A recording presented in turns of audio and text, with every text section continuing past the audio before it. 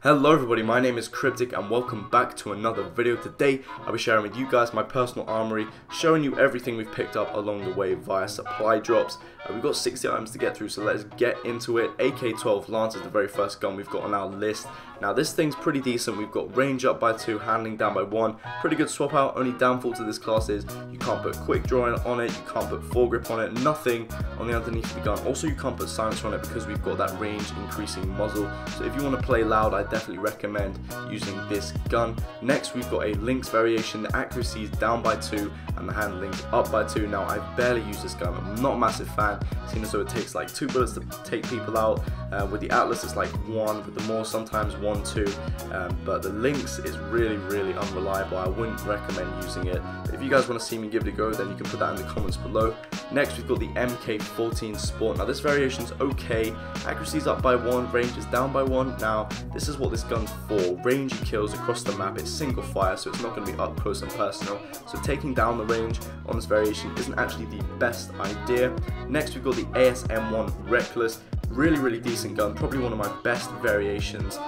Very high in damage, best class in damage in fact when it comes to submachine guns. Fire rate's up by 1. We also have that attachment, the rapid fire attachment, which does take up a slot on your overall create the class, which could be pretty annoying seeing as though you've got to have that wild card primary gunfighter, so you could have 2 attachments on like silencer, foregrip, whatever.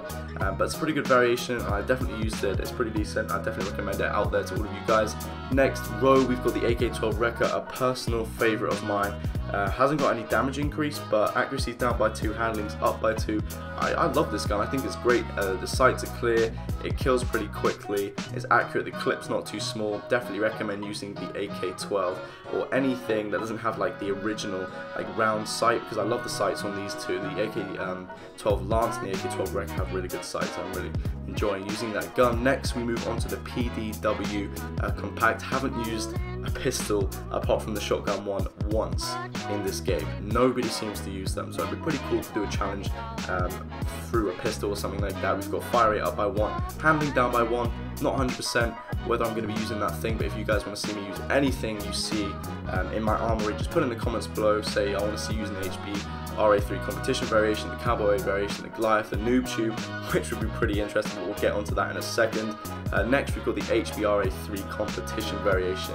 Now the damage is down by 1, so immediately to me that's looking pretty bad. And I look at it, I study it, I'm like, right, okay, it's going to be swapped out for what? The range is up by 1, which I guess is pretty decent, it's okay, but as soon as the damage is pretty low, almost the same as some submachine guns. I mean, the ASM1 has a higher damage than the HBRA3, so I wouldn't really use this. I could sell it to be honest, but I'm not too sure. Next we've got the AMR9 Noob Tube variation. I've never even seen this gun being used. No one's been using it in any of my lobbies. I haven't used it yet myself, haven't picked it up, nothing.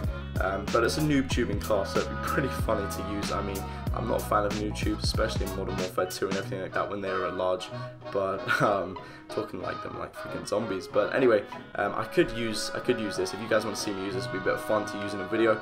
Next row we have the BAL 27-22 3. Now this thing is probably the worst variation of the BAL I've seen out. Now I've seen some pretty cool variations of this gun. This is awful. I mean, the damage is down by 2. Immediately I'm looking at it like, what the hell, what's it being swapped out for?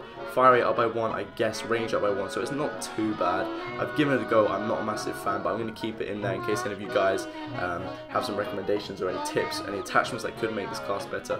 But we can't actually put on a silencer, and I love having silencer, playing real quiet, being sneaky, sly, getting behind the enemies and everything like that. Next we have the ARX 160 adapter. Now I've actually used this gun, it's pretty decent. I used it in a video a couple of weeks back. Accuracy's down by 1, handling's up by 1, not a massive swap out, but the gun looks pretty cool. It's got a kind of gold look to it with diamond sort of material on like the side. It looks pretty decent, and it's not a massive swap out, so it's better than the original, it looks cooler. Anyway, moving on to the HBRA3 Cowboy variation. Now we don't have any sort of like uplifts when it comes to stats. We only have 1 downfall, which is the accuracy, not a massive deal. Also the attachment, I think that's extended mags. I'm not 100% think that's extended mags to be fair, but I mean it looks cool, it's blue, it looks a lot better than the HB RA3 competition variation, but to be honest it's a lot better. Seems like the damage is 8 and we've got extended mags, which is more ammo in our clip, so we can put a lot more bullets into our enemies or have a lot more bullets to play with. Anyways, moving on to the MP11 Goliath, we've done a video on this. This is the sweatiest gun I've ever used. I mean, look at the damage, it's up by 3, which is 10 more than this assault rifle by 2. Now, I mean, to be fair, the range is really low. It's 6 compared to 8.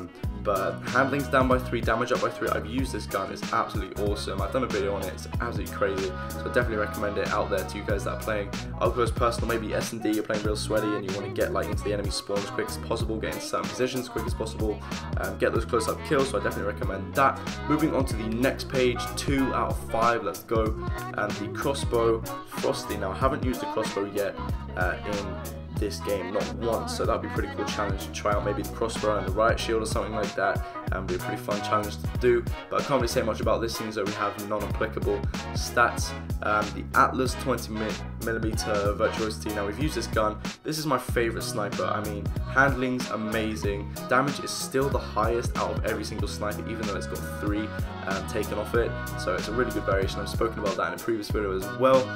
Next we have the AMR 9 featherweight, same gun as we had before with the noob tube attachment. This thing's awful, no one ever uses it. I mean, no offense to any of you guys out there that are using this gun. If you are, tell me your class, I'm interested to know. I really want to know what you're using, what attachments you're using on this thing, what game mode you're playing possibly, and we'll stick with the guns, for the time being. The RW1 Spectrum.